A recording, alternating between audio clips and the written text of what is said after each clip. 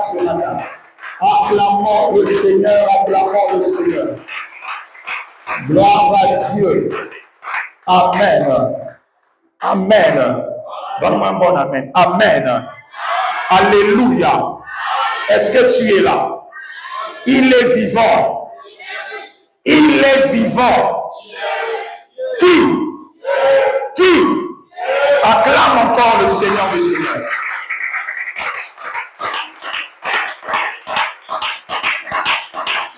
Amen. Alors dis à ton voisin, avant de t'asseoir, voisin, ne dors pas. Dis-lui bien, voisin, ne dors pas. Tu peux t'asseoir, que Dieu te bénisse. Amen. Nous rendons grâce à Dieu pour le culte de ce matin. Parce que ceux qui ont les yeux spirituels pour voir peuvent comprendre que le monde des ténèbres n'est pas d'accord par rapport à l'initiative que nous avons prise d'intercéder pour la nation. Amen. S'il y a une chose que le diable n'aime pas, c'est lorsque dans une nation, il y a un échantillon de personnes qui décident de se révolter pour le changement. Mais Dieu aime ceux qui ne rentrent pas dans le rang, mais ceux qui font la différence.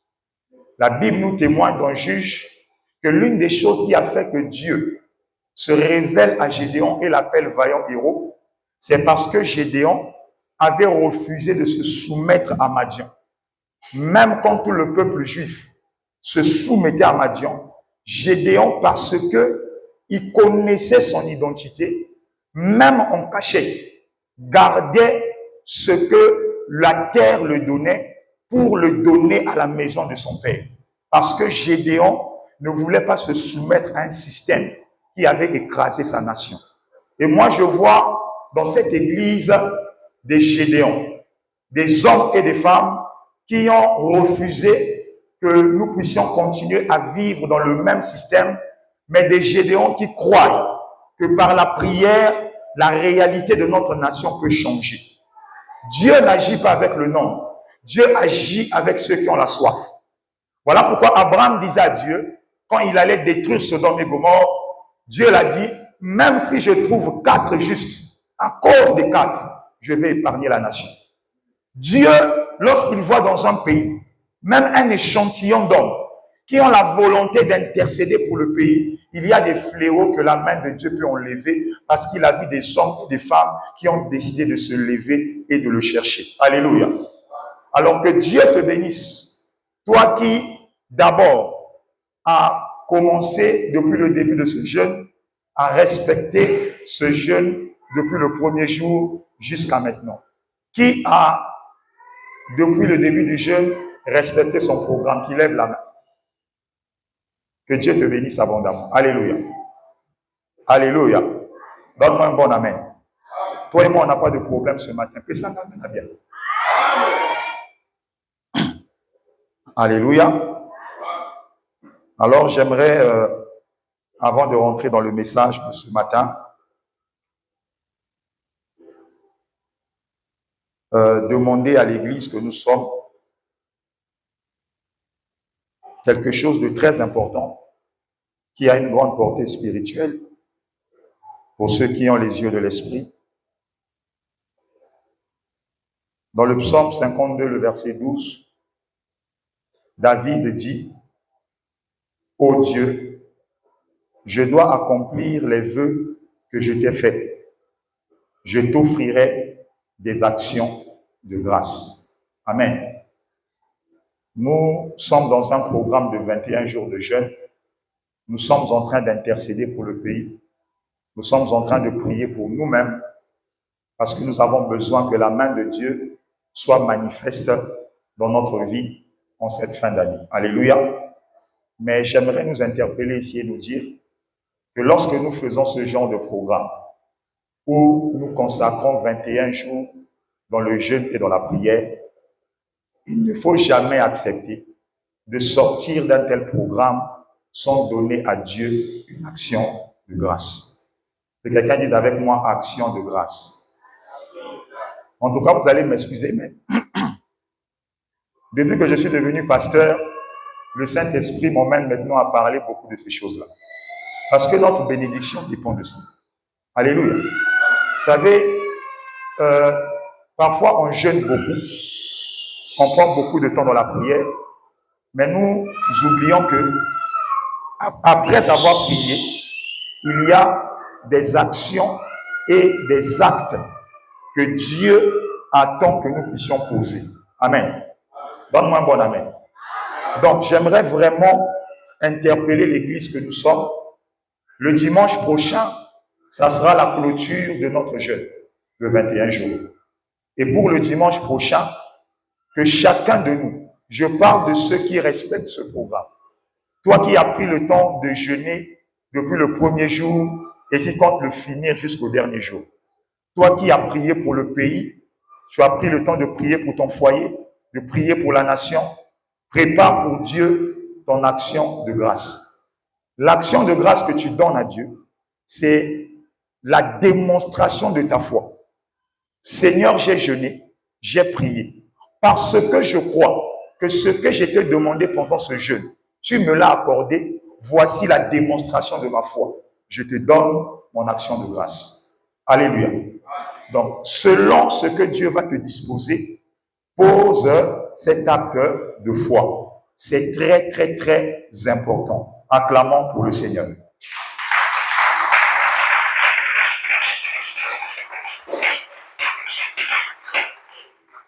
Donc, dimanche, quand nous serons rassemblés ici, que chacun de nous, en venant à l'église, prépare l'action de grâce pour Dieu pour les 21 jours de jeûne que tu as eu à passer dans sa présence. Alléluia. Alors, nous allons passer à notre message de ce matin. J'ai intitulé le thème de ce matin, « Je cherche un homme ». L'intitulé de notre message de ce matin, « Je cherche un homme ». Je vais m'excuser pour ma voix parce que ma voix est entamée, mais je vais essayer de me faire entendre. Je cherche un homme. Quelqu'un répète avec moi, je cherche un homme. Ézéchiel 22, 29 à 30. Je vais donner beaucoup de versets parce que je veux être dans l'esprit d'un enseignement pour que l'on comprenne la pensée de Dieu ce matin. Ézéchiel 22, 29 à 30. Je lis la parole du Seigneur au nom de Jésus. Est-ce qu'on peut se tenir debout pour la première lecture avec tout le respect que je te dois? Le peuple du pays se livre à la violence, commet des rapines, opprime le malheureux et l'indigent, foule à l'étranger contre toute justice, foule l'étranger contre toute justice. Je cherche parmi eux un homme qui élève un mur, qui se tient à la brèche devant moi en faveur du pays, afin que je ne le détruise pas, mais je n'en trouve point. J'aimerais qu'ensemble, nous puissions relire le verset 30 d'Ézéchiel 22 à la fois. J'aimerais qu'on le lise ensemble. Le verset 30. 1, 2, 3. Je cherche parmi eux un homme qui élève un mur, qui se tienne à la brèche devant moi en faveur du pays, afin que je ne le détruise pas, mais je n'en trouve point. On acclame la parole de Dieu. On peut s'asseoir. J'aimerais que tu me suives attentivement.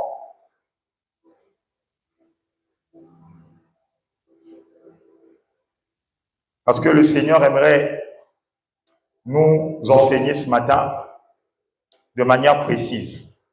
Et si tu as la possibilité de prendre des notes, c'est important de le faire. Dans le livre d'Ézéchiel 22, le verset 29, nous voyons ici un texte. Ce texte nous présente une prophétie qui exprime la colère de Dieu contre le peuple qui s'était choisi. Dieu est en colère parce que le peuple qu'il a choisi s'est détourné de lui, en faisant ce qui était mal à ses propres yeux. Et déjà le début de ce verset, le verset 29 d'Ézéchiel 22, pour moi, c'est une partie qui est prophétique par rapport à notre pays. Parce que quand nous voyons les mots utilisés dans ce verset, les mots qui sont dans ce verset sont très similaires aux réalités que nous vivons dans notre pays, le Congo. Dans ce verset 29, la Bible dit « Le peuple du pays se livre à la violence ». Nous sommes en train de voir dans notre pays comment les Congolais, notamment les jeunes aujourd'hui, se livrent à la violence. La violence est devenue quelque chose de naturel. Ce que hier encore, nous ne constations pas, ce qui hier encore n'existait pas au Congo, est devenu normal aujourd'hui. Aujourd'hui, on assiste à l'événement d'un phénomène qu'on appelle les bébés noirs. À l'époque, ils agissaient la nuit, mais aujourd'hui, même la journée, on assiste à des agressions. Les gens dans la nation deviennent de plus en plus violents, de la même manière que ce verset est en train de nous le présenter. On nous dit encore que les malheureux sont opprimés, l'indigent est opprimé, on foule l'étranger contre toute justice. Nous voyons comment les Congolais se plaignent qu'il y a beaucoup de choses dans la nation qui ne marchent pas, qui n'avancent pas, qui ne se mettent pas en place. Et dans ce texte, Dieu est en colère parce qu'il voit la souffrance, mais il n'est pas capable d'agir. Pourquoi il n'est pas capable d'agir? Parce qu'il cherche un homme par qui il va intervenir pour restaurer ce peuple qui est opprimé. Alléluia. Ça veut dire que la mauvaise marche d'une nation peut provoquer la colère de Dieu. Quand un pays marche contrairement aux valeurs qui sont attachées à Dieu, quand une nation marche contrairement au droit qui est inscrit dans la parole de Dieu, cela peut susciter la colère de Dieu. Quand un pays se livre dans le péché, dans l'abomination, dans des actes où le sang des innocents est versé, ça attise la colère de l'Éternel. Mais j'aime ce qui se passe dans ce verset. Dieu est en colère. Il veut frapper. Mais il dit, avant que je ne frappe, je cherche un homme. Et ça, c'est un synonyme d'espoir. Quelqu'un dit avec moi l'espoir. Ça veut dire que même quand Dieu est en colère, même quand Dieu a pris la décision de frapper, avant qu'il frappe, il va d'abord chercher un homme par qui sa main ne va pas frapper.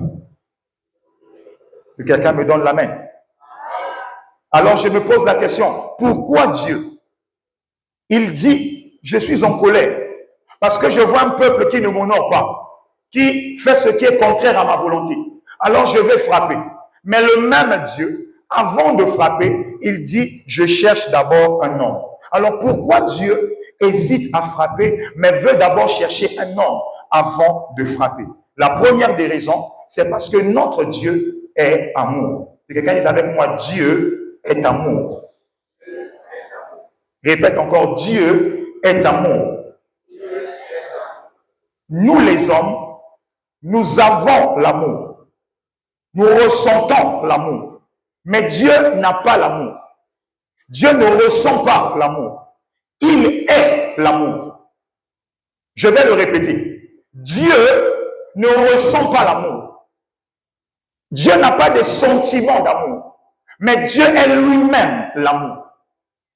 Voilà pourquoi même quand il est en colère et qu'il veut frapper, avant de frapper, il va chercher un homme qui va arrêter sa propre main avant que sa main ne frappe. Parce que Dieu est un Dieu d'amour. C'est quelqu'un qui s'en va avec moi. Dieu est amour. Dans le livre de 1 Jean 4, le verset 8, la Bible dit, celui qui n'aime pas n'a pas connu Dieu, car Dieu est amour. Dans le psaume 103, le verset 8 à 10, la Bible dit, l'Éternel est miséricordieux et compatissant, lent à la colère et riche en bonté. Il ne conteste pas sans cesse. Il ne garde pas sa colère à toujours. Il ne nous traite pas selon nos péchés. Il ne nous punit pas selon nos iniquités. Oh, que quelqu'un acclame l'amour de Dieu. Bien-aimé, j'aimerais te dire ce matin, quelle que soit l'iniquité du Congo, l'amour de Dieu est plus fort que la colère que Dieu a vis-à-vis de ce pays. Non, tu ne m'as pas compris. Je vais répéter. Quelle que soit l'iniquité du Congo, l'amour de Dieu est plus fort que sa colère vis-à-vis de la nation du Congo. Même si tu es en colère, mais l'amour de Dieu est plus fort que la colère de Dieu. La Bible dit, il est lent à la colère, mais il est riche en bonté. Je veux prophétiser pour ma nation ce matin et déclarer que même si la colère de Dieu s'était levée contre mon pays, mais je crois que l'amour de Dieu a la capacité de relever ce pays. Je crois que l'amour de Dieu a la capacité de changer le cœur des Congolais. Je crois que l'amour de Dieu a la capacité d'emmener le Congo dans une autre saison qui est contraire à la saison que nous sommes en train de vivre. Parce que je crois en un Dieu qui est amour.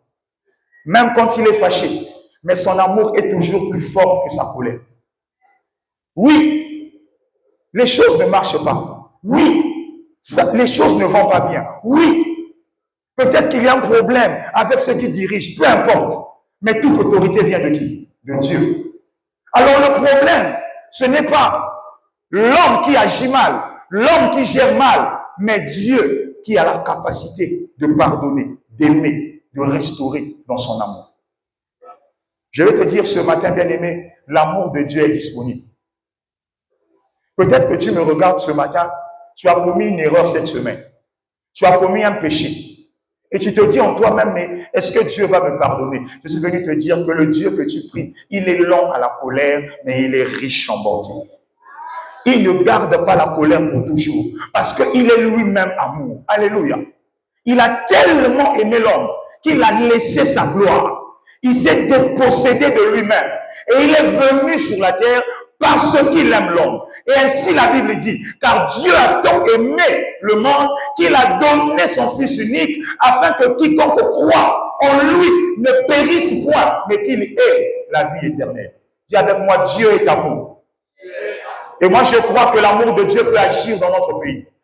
Même si on a dit que le Congo est foutu, que les générations d'aujourd'hui n'ont pas d'avenir, mais moi, je crois que l'amour de Dieu a la capacité de restaurer mon pays et de donner à la génération future un avenir qui sera meilleur que le présent d'aujourd'hui. Je crois en l'amour de Dieu pour le Congo. Même si les gens disent que ce pays est foutu, même si nous-mêmes les chrétiens, parfois nous confessons des paroles de malédiction contre le Congo, mais je sais que l'amour de Dieu est beaucoup plus grand que ce que je pense de mon pays. Dieu aime le Congo. Dieu aime cette nation. Et parce qu'il aime ce pays, il dit, même si je vois des choses qui me poussent à frapper, mais je dois d'abord voir s'il n'y a pas un homme qui peut empêcher ma main de frapper. Donne-moi la main. Et vous savez, lorsqu'on parle d'une nation, d'un pays, qu'est-ce qui fait un pays? Ce sont les hommes qui constituent ce pays. Mais il faut aller plus loin.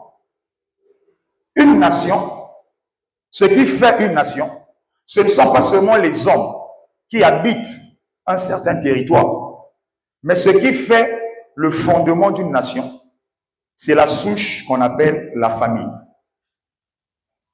Lorsqu'on veut éduquer une nation, il faut éduquer les familles. Lorsqu'on veut transformer un pays, il faut transformer les familles. Lorsqu'on veut changer les mentalités dans un pays, il faut changer les mentalités dans les familles. Parce que lorsque les familles sont restaurées, la nation sera restaurée. Ce qui veut dire, on ne peut pas s'attaquer à la nation sans s'attaquer à la famille. Parce que même les démons, les entités, les géants qui combattent les nations commencent par les familles. On détruit les valeurs dans les familles. On emmène des valeurs sataniques dans les familles. Et ces valeurs sataniques dans les familles, petit à petit, infectent la communauté et détruisent la nation. Voilà pourquoi même Dieu, quand il veut changer un système quelque part, il cherche d'abord une personne. Quand Dieu veut restaurer une nation, il va chercher des familles dans lesquelles il va travailler. Et après avoir travaillé dans ces familles, il va commencer à souffler un vent nouveau pour emmener une restauration. Je prie que ta famille devienne une priorité pour Dieu. Que par ta famille, que la nation congolaise soit impactée. Dans ta manière de me dire, amen, montre que tu ne crois pas ce que je dis. Je répète encore, que par ta famille, que la nation congolaise soit impactée. Même si tu n'as qu'un seul enfant, mais que par ton enfant, que le Congo soit impacté. Moi, je crois que je ne suis pas né par hasard dans la famille Bayekula. À travers moi, le Congo sera impacté. On parlera de Mardoché Bayekula pour l'avancement de ce pays, parce que je ne suis pas né dans ma famille par hasard, mais je suis un projet de Dieu, planifié, établi par le royaume de Dieu pour changer les mouvements sur la terre. Donne-moi la main. Le hasard auprès de Dieu n'existe pas. Tu n'es pas venu au monde dans cette famille pauvre par hasard. C'est par cette famille pauvre que Dieu va se glorifier et commencer à changer la nation congolaise. C'est un problème de foi. Toi, tu ne crois pas. Voilà pourquoi ta manière de dire amen démontre ton petit niveau de foi. Mais quand je crois, je le démontre par un amen bien puissant. Donne-moi un bon amen. Dis avec moi, j'aime Jésus. Que quelqu'un dise avec moi, Dieu est amour. Dieu est amour. Sa volonté parfaite, c'est que tous les hommes soient sauvés. Que personne ne périsse. Alléluia. Voilà pourquoi, même pour nous sauver, quand il a dit, qui enverrai-je? Les anges se sont cachés. Les 4 êtres vivants se sont cachés. Mais il s'est choisi lui-même. Et il est venu se donner. Parce qu'il est amour. Et la Bible nous montre, dans ce livre, que parce que Dieu est amour, il a décidé de chercher un homme. Regardez avec moi, Dieu aussi cherche. On va comprendre pourquoi tu l'as répété. Répète encore, Dieu aussi cherche. Ce passage m'a aussi interpellé. Parce que c'est l'un des rares passages où nous voyons Dieu prendre l'initiative d'aller à la recherche de quelqu'un. Très souvent dans la Bible, on nous montre souvent que la condition pour que Dieu agisse dans la vie des hommes, ce n'est pas que Dieu aille les chercher, mais c'est aux hommes d'aller chercher le Seigneur. Dans le livre de Jérémie 29, le verset 13, la Bible dit, vous me chercherez, vous me trouverez, si vous me cherchez de tout votre cœur. Ça veut dire que dans la pensée de Dieu, c'est d'abord à l'homme de le chercher, et pas le contraire. Mais nous constatons que dans ce verset, ce n'est pas l'homme qui se met à chercher Dieu parce que les choses ne vont pas bien, mais c'est Dieu depuis son trône qui prend l'initiative d'aller chercher quelqu'un. J'aimerais te dire, toi qui es devenu enfant de Dieu, tu dois être heureux, car c'est la chose la plus importante, la plus merveilleuse qui te soit arrivée. Même si aujourd'hui, tu n'as pas tout ce que tu demandes à Dieu, mais le fait seulement que tu es devenu enfant de Dieu, ça va être le sujet de ta joie. Parce que devenir enfant de Dieu, c'est le signe que Dieu est venu te chercher. Dieu ne cherche pas n'importe qui. Dieu cherche ceux qui ont de la valeur. Dieu cherche ceux qui ont une étoile. Dieu cherche ceux qui sont différents. Et si je suis devenu enfant de Dieu, c'est le signe que le ciel m'a cherché. Et si le ciel m'a cherché, c'est que j'ai de la valeur. Et si j'ai de la valeur, c'est que je ne suis pas n'importe qui. Mais dans ma nation, j'accomplirai des grandes choses. Oh, ta manière de dire amen me décourage. Je vais te dire ce matin, ceux qui ont connu moi dans Nzambe, et ça pour Nzambe à Kenda Kolunkayo. Nakati ya Kolungo kia famille à Kenda Kolunkayo. Nakati ya baba loi ya libota na yo. Dieu a pris l'initiative lui-même d'aller te chercher. Et si un Dieu aussi grand décide lui-même d'aller chercher quelqu'un, ça veut dire que Motoa n'a pas embatté. Quelqu'un dit avec moi, je ne suis pas n'importe qui. Répète-le bien, je ne suis pas n'importe qui. Alléluia. Donc Dieu aussi peut chercher. Or, la nature nous enseigne que l'on ne cherche que lorsqu'on n'a pas encore trouvé. Alors la question que je me suis posée, c'est comment un Dieu qui sait tout, comment un Dieu qui voit tout peut chercher? C'est bizarre. La Bible dit que nous prions un Dieu qui est omniprésent. C'est-à-dire qu'il est partout. Omnipotent, il peut tout. Omniscient, il sait tout. Mais comment un Dieu qui voit tout, qui sait tout, peut chercher? Parce que chercher signifie qu'il y a quelque chose que je ne trouve pas. Alors comment le Dieu qui voit tout peut se retrouver bloqué parce qu'il y a quelque chose qu'il ne trouve pas? Alors c'est quelque chose de profond. Ça veut simplement dire ceci. Et retiens-le très attentivement. Quand Dieu cherche un homme, Dieu ne cherche pas un homme par rapport à sa position géographique. Quand la Bible dit « je cherche un homme », Dieu ne cherche pas quelqu'un qui est caché dans une maison, qui se trouve sur une montagne ou qui se trouve caché dans une cabane. Non. Quand Dieu cherche, la recherche de Dieu n'a pas à voir avec la position que tu as, mais avec la disposition que tu as. Quelqu'un dit avec moi la disposition. Quand Dieu cherche, il ne cherche pas à connaître ta position physique, mais il cherche à connaître ta disposition. C'est ainsi que dans le livre de Genèse chapitre 2, Dieu arrive dans le jardin. Il se va dire « Adam, Adam, où es-tu » Est-ce que quand Dieu appelait Adam, ne le voyait-il pas? Dieu voyait Adam. Mais Dieu n'interpellait pas la position d'Adam, mais la disposition d'Adam. Tu étais dans ma gloire, mais je ne te retrouve plus dans ma gloire. Tu étais dans une dimension de grandeur, mais je ne te retrouve pas dans cette dimension. Alors Adam, où es-tu? Quand Dieu cherche un homme, ça n'a rien à voir avec le fait d'être caché quelque part, physiquement. Non, c'est une question de disposition. Quelqu'un dit avec moi la disposition. Donne-moi encore un bon amen. Est-ce que quelqu'un peut acclamer pour le Seigneur?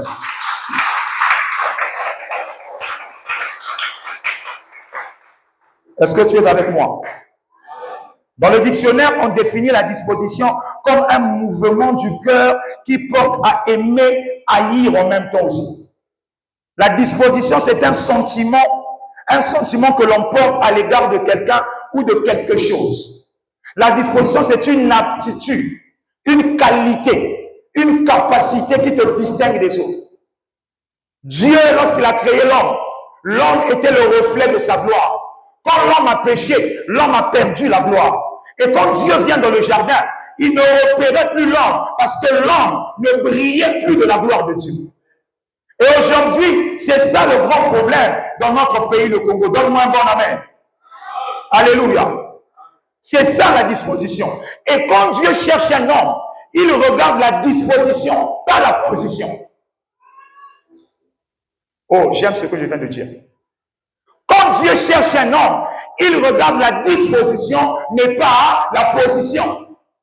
Je peux avoir la position d'un roi, la position d'un DG, la position d'un homme fort. Mais Dieu, lorsqu'il veut de moi, il ne regarde pas ma position, mais il regarde ma disposition.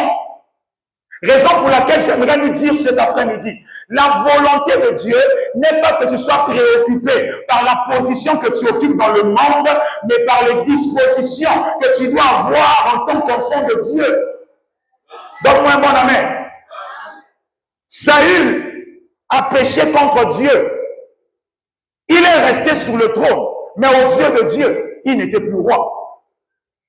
Quand les hommes regardaient Saül, ils regardaient Saül dans une position de royauté. Mais Dieu regardait Saül dans une position d'un homme normal.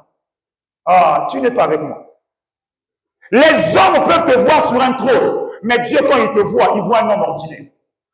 Parce que ce qui intéresse Dieu, ce n'est pas la position que le monde te donne, mais la disposition que tu as en toi qui s'aligne à sa parole et à sa volonté.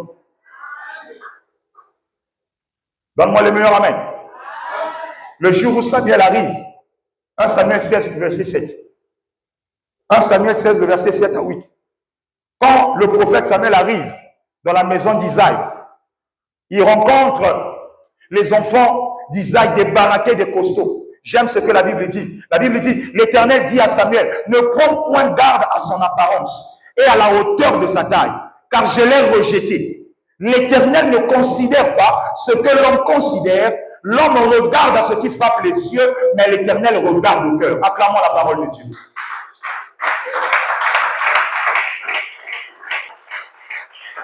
Je peux reformuler cette phrase autrement. L'homme regarde à ce qui frappe les yeux, mais l'Éternel regarde les dispositions du cœur.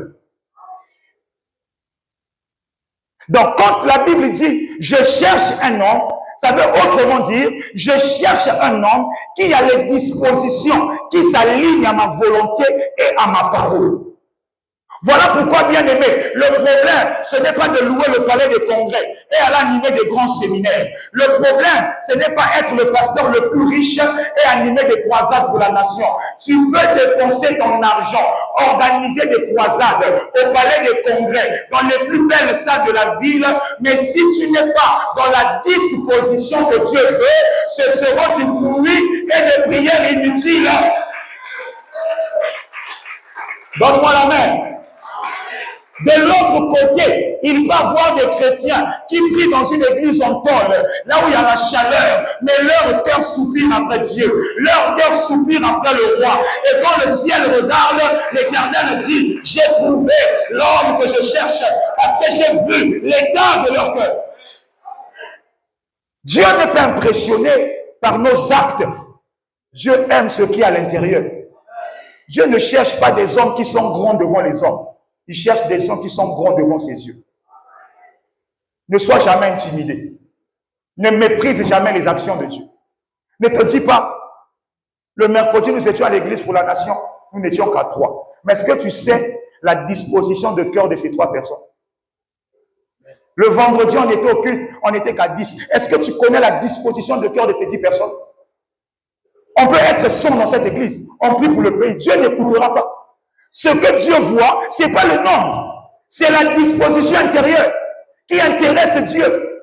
Mais nous sommes tellement bornés. On a fini par croire que si on n'est pas nombreux, donc Dieu n'est pas là. Dieu n'est pas dans le nombre.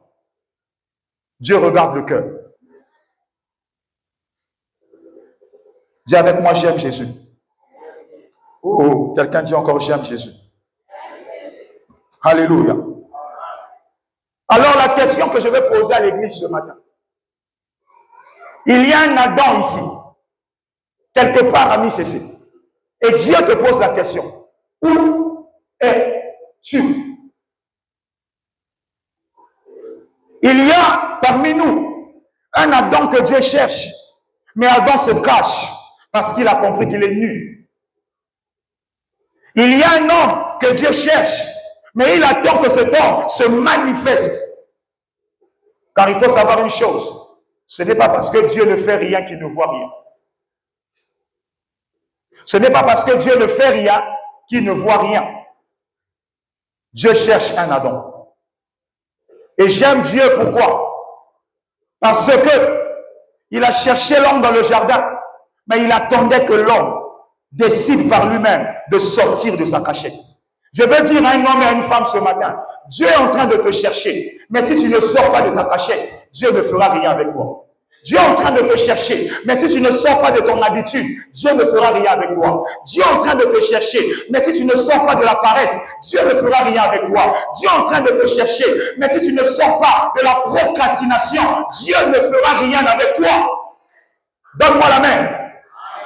Alléluia. Il y a parmi nous des gens que Dieu voit, mais ils ne veulent pas sortir de leur cachette. Ils veulent rester dans leurs habitudes, dans leur manière de penser. Ils ne veulent pas changer pour Dieu. Or, nous oublions que l'appel que nous avons reçu, c'est un appel à être ouvrier avec le Seigneur.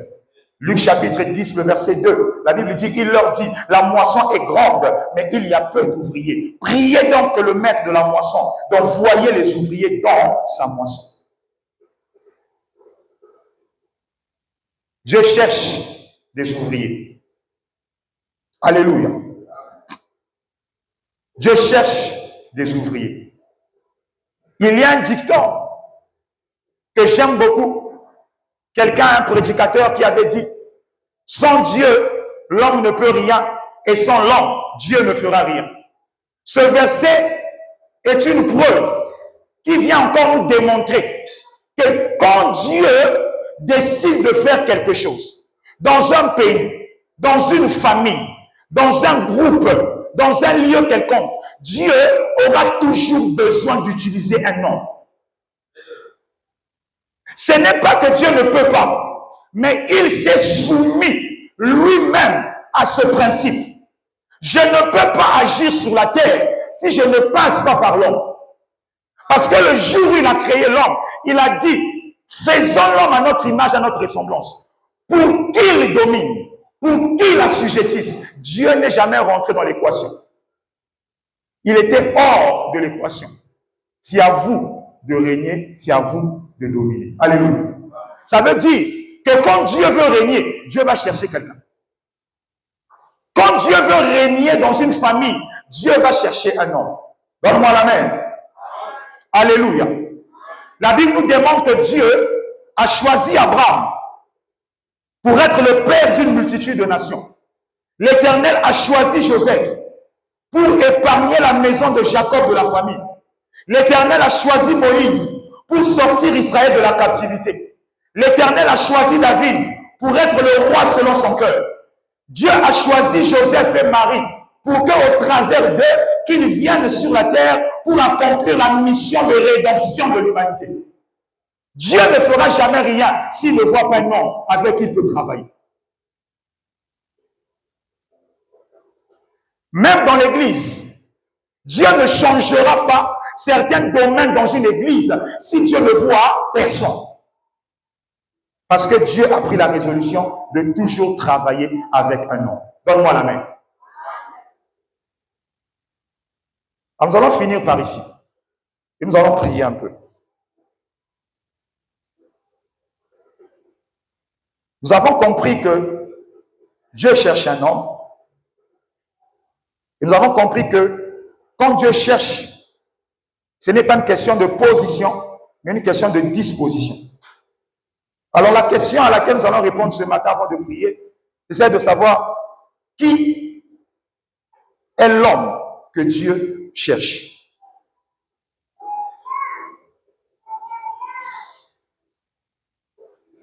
Et je veux bénir le Seigneur pour l'intervention de mercredi. Nous avons été richement bénis par notre bien-aimé, notre frère Emmanuel, qui est un jeune David, mais qui a beaucoup de pierres dans sa gibecière. Amen. Hein? Donne-moi la main, ne sois pas jaloux, donne la main. Quand on a un problème, donne-moi un bon amen. Acclame le Seigneur.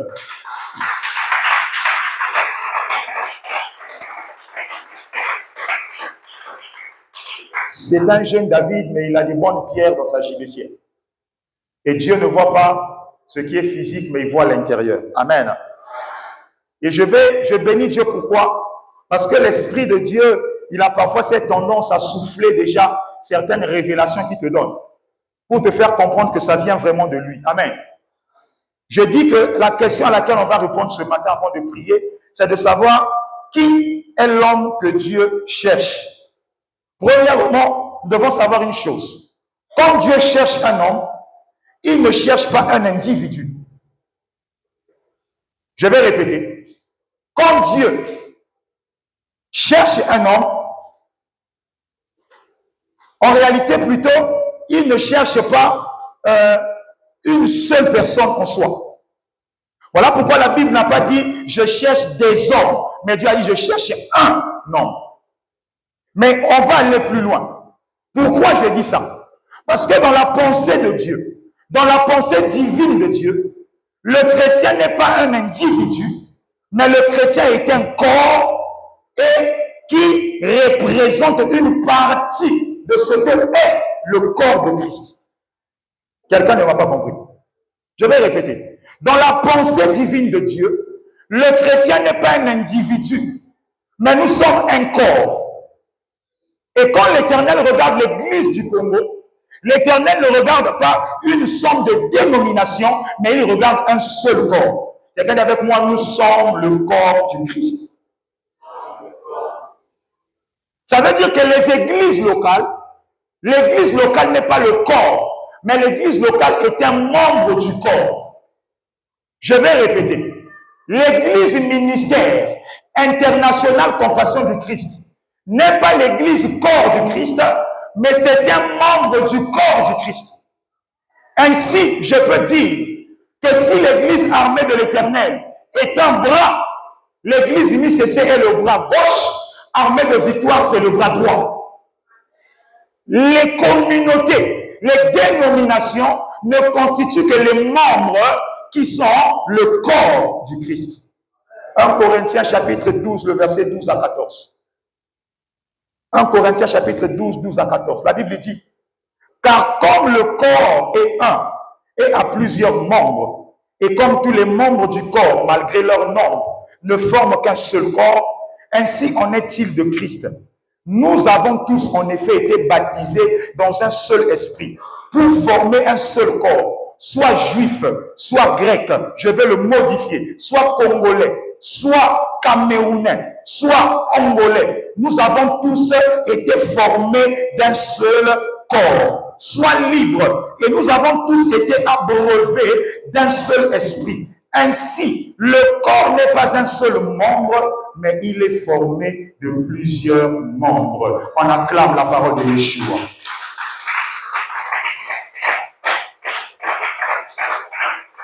Donne-moi un meilleur amen. Ce qui veut dire donc que l'Église, dans sa dimension de corps, représente l'homme que Dieu cherche. Cela signifie donc qu'une église locale, un seul chrétien, une seule communauté ne suffit pas aujourd'hui pour élever un mur qui va empêcher Dieu de frapper la nation. Parce que Dieu ne cherche pas une communauté, mais Dieu cherche un homme. Dieu ne cherche pas une communauté, mais il cherche une église. Alléluia. Dis avec moi, j'aime Jésus. Dis encore avec moi, j'aime Jésus. Pourquoi Dieu cherche un homme qui représente l'église? Parce que lorsque une nation est combattue, la nation n'est pas combattue par des esprits quelconques, mais une nation est combattue par des géants. 1 Samuel 17, la Bible nous dit que quand les Philistins ont voulu assiéger le peuple juif, ils ont présenté Goliath. Goliath est un type d'esprit géant. Et vous allez vous rendre compte que Satan aime imiter Dieu.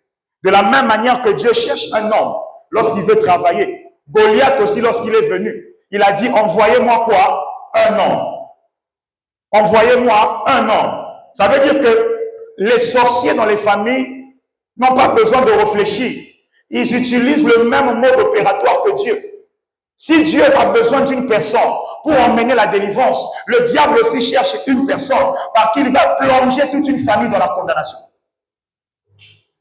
Parce que c'est un principe, c'est une manière de faire dans le monde des ténèbres. Alléluia. Les esprits géants, la Bible nous témoigne qu'ils sont toujours dans un défi permanent. La Bible dit, Goliath lança un défi au peuple de Dieu. Malgré qu'ils étaient enfants de Dieu, mais il a lancé un défi. Parce que c'est comme ça que le diable travaille dans les familles. Mais Dieu dit, même si la mort frappe, même si je vois la destruction, mais moi, l'Éternel, je suis en train de chercher un homme. Donne-moi l'amen. L'Église est l'homme que Dieu cherche pour changer les réalités de notre pays. Alléluia. Mais vous allez vous rendre compte qu'on venait de lire le livre de Genèse 2. La Bible dit, quand l'Éternel cherchait Adam, Adam faisait quoi? Adam se cachait. Parce qu'Adam s'était rendu compte qu'il était nu. Et le grand problème de notre nation aujourd'hui, c'est celle-là. Dieu est en train de chercher l'Église, mais l'Église se cache. Dieu cherche des hommes de Dieu, mais les hommes de Dieu se cachent. Dieu cherche des femmes qui vont se lever, mais ces femmes-là, ils se cachent. Mais jusqu'à quand nous allons continuer à nous cacher? Pendant que Dieu nous avertit que si je dois changer les choses, je les changerai au travers de vous. Si je dois restaurer le Congo, la restauration du Congo ne viendra qu'au travers de vous. Adam, où es-tu? Serviteur de Dieu, servante de Dieu, où es-tu? Ponani nozoto mama, nzambe azolukayo. Soki nzambe azozwa motote, akosala pe elokote. Alléluia. Si nous voulons voir la main de Dieu agir dans notre nation, quelqu'un doit être trouvé par la main de l'Éternel. Dieu doit trouver la trace d'un homme, la trace d'une femme. Oh, dis avec moi, j'aime Jésus. Et j'aime cette révélation que Dieu donne de manière un peu subtile. Si tu n'es pas attentif, tu ne vas pas le voir. Dieu dit, non seulement je cherche un homme, mais l'homme que je le cherche parmi eux. Quelqu'un dit avec moi, parmi nous. Dis-le encore bien, parmi nous. Je veux que tu répètes cette phrase. L'homme que Dieu cherche se trouve parmi nous. Répète encore, l'homme que Dieu cherche se trouve parmi nous. C'est quand même étrange de remarquer que, bien aimé, l'Éternel a vu une nation dans le péché, dans l'abomination, en train de faire ce qui est mal à ses yeux. Mais Dieu dit, pour sauver ce peuple, je dois chercher un homme. Mais l'homme que je veux, je n'irai pas le chercher ailleurs, mais je veux le chercher parmi eux. Au milieu des pécheurs, au milieu de ces enfants qui sont en train de faire du mal, Dieu dit, c'est parmi eux que je vais chercher la personne que je veux utiliser. Alléluia. Dieu n'est pas allé ailleurs, dans une autre ville, mais dans le même lieu, dans le même peuple, qui était méchant, qui était indigne. Dieu a voulu trouver la personne qui le correspond. Oh, j'aime le Seigneur. Alléluia. Quand la nation va mal, Dieu ne va pas apporter le changement en allant chercher un homme ailleurs, dans un autre pays. Et c'est bizarre de remarquer aujourd'hui que le salut de notre pays, le Congo, est maintenant détenu par des gens qui viennent d'ailleurs. Nous-mêmes qui sommes des Congolais, nous avons perdu le contrôle de notre nation. Et nous avons laissé d'autres nations venir dans notre nation et nous imposer une manière de vivre. Mais Dieu dit, quand je veux changer, je ne chercherai pas la personne hors de la nation, mais je le chercherai dans la nation. Je veux dire aux chrétiens ce matin, la personne qui va relever le Congo ne viendra pas de la France, mais ça sera un Congolais. La personne qui va relever ta famille ne sera pas un étranger, mais il sortira de votre famille. Même s'il y a la sorcellerie, même s'il y a l'envoûtement, mais l'Éternel va le chercher au milieu de l'envoûtement et de la sorcellerie. Donne-moi le meilleur amen. Arrêtons d'espérer que les gens viendront ailleurs pour restaurer notre vie. Le changement ne viendra que par nous-mêmes, parce que Dieu n'ira pas chercher une autre personne, il va nous chercher. Dieu dit, je cherche parmi eux. Je cherche parmi les Congolais. Je cherche parmi les pasteurs congolais. Je cherche parmi les commerçants congolais. Je cherche parmi les hommes d'affaires, mais les hommes d'affaires congolais. Oh, j'aimerais que quelqu'un répète avec moi congolais à chaque fois que je vais dire quelque chose. Je cherche parmi eux un pasteur. Je cherche parmi eux un commerçant.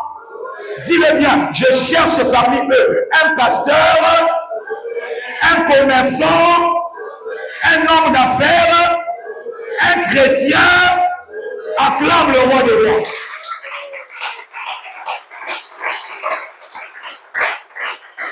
Dieu dit, je veux restaurer le Congo, je veux restaurer l'ICC, mais je chercherai la personne avec qui je vais travailler parmi les Congolais, parmi les chrétiens de l'ICC. C'est là que se trouve l'homme avec qui je veux travailler pour le relèvement. Oh Seigneur, choisis-moi, utilise-moi comme tu veux pour que je sois un instrument entre tes mains. Dis avec moi, j'aime Jésus. Dieu sait. Il sait toutes choses. Il sait qu'il y a forcément au milieu de ce désordre, au milieu de la crise, au milieu du chaos, il sait qu'il y a un homme qui est différent. En c'est excellent, tu es différent. Maman Ina, tu es différente. Maman Leslie, tu es différente. Diacre Nathan, tu es différent. Mon frère Junior Boloncolais, sache que tu es différent. Ne te comporte pas comme les autres Congolais. Parce que quand Dieu voudra changer les choses dans la famille dans laquelle tu es né, l'Éternel n'ira pas chercher ailleurs. Il va chercher le joker. Et tu es le joker de ta famille. La personne par laquelle le changement va rentrer, le relèvement va rentrer, la restauration va rentrer, la délivrance va rentrer. Ça ne viendra pas d'ailleurs. Ça viendra de toi. Deviens cette personne. Deviens cette personne. Ne dis pas, je suis une femme. Non, Dieu aussi utilise des femmes. Quand l'Éternel a voulu sauver Israël, il est allé chercher Esther. Oh, j'aime le Dieu qui ne fait pas de discrimination, mais il choisit ceux qui ont le désir de marcher et de le suivre. Oh, je veux parler à un Gédéon ce matin. Je veux parler à un Josué ce matin. Je veux parler à un David ce matin et t'annoncer que le ciel est à ta recherche. C'est toi. L'homme que Dieu cherche, c'est toi. Dis avec moi, je suis. Oh. Dis avec moi, je suis. L'homme. Si tu es une femme, dis la femme. Répète encore, je suis. L'homme que Dieu cherche.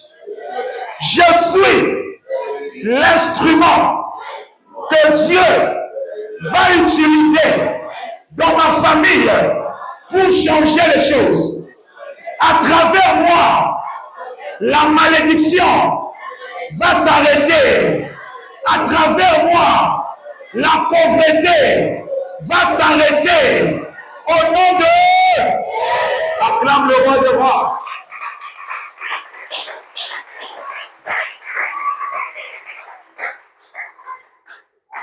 Dis avec moi, j'aime Jésus. Le Seigneur veut nous enseigner que même dans le plus grand des chaos, même dans une grande méchanceté, même dans le plus grand des ténèbres, il y a toujours quelque chose de bien qui peut en sortir. Et vous allez vous rendre compte que la nature nous enseigne cela. Parfois, des pires choses, des bonnes choses en sortent. Parfois, les choses que nous jetons deviennent encore quelque chose de bien pour d'autres personnes. Ce n'est pas parce qu'aujourd'hui, dans ta famille, les choses vont mal, que ça va rester comme ça. Non. Je suis venu t'annoncer une bonne nouvelle. Dieu va t'utiliser. Ta manière de dire Amen montre que tu ne crois pas ce que je te dis. Je vais répéter. Je vais te dire ce matin, Dieu va t'utiliser. Tu seras la personne qui va laver la honte de ta famille. Les choses que tes sœurs n'ont pas vécues, tu les vivras. Ce que tes parents n'ont pas vécu, toi, tu le vivras. Tu n'es pas n'importe qui.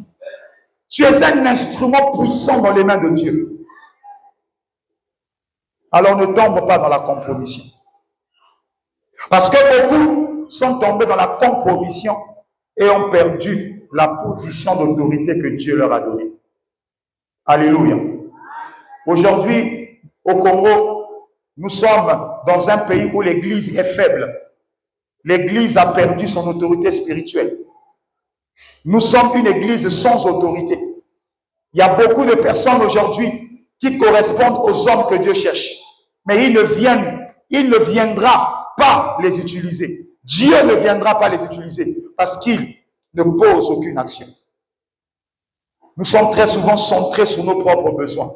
Mais nous oublions que Dieu nous a appelés pour plus que ça. Alléluia. Nous sommes des enfants de Dieu qui sommes nés de nouveau. Mais notre nouvelle naissance n'impacte personne. Ça ne produit aucun changement dans la nation. Aucun changement dans nos familles. Aucun changement dans notre entourage. On préfère se cacher plutôt que de révéler ce que nous sommes.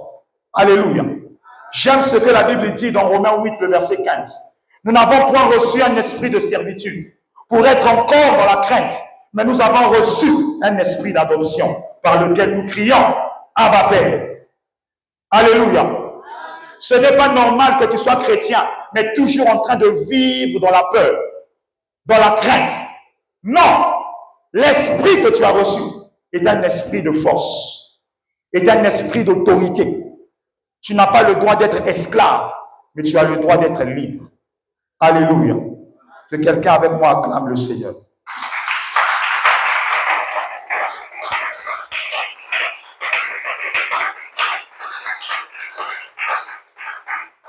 Ce message est long, mais je vais m'arrêter ici ce matin.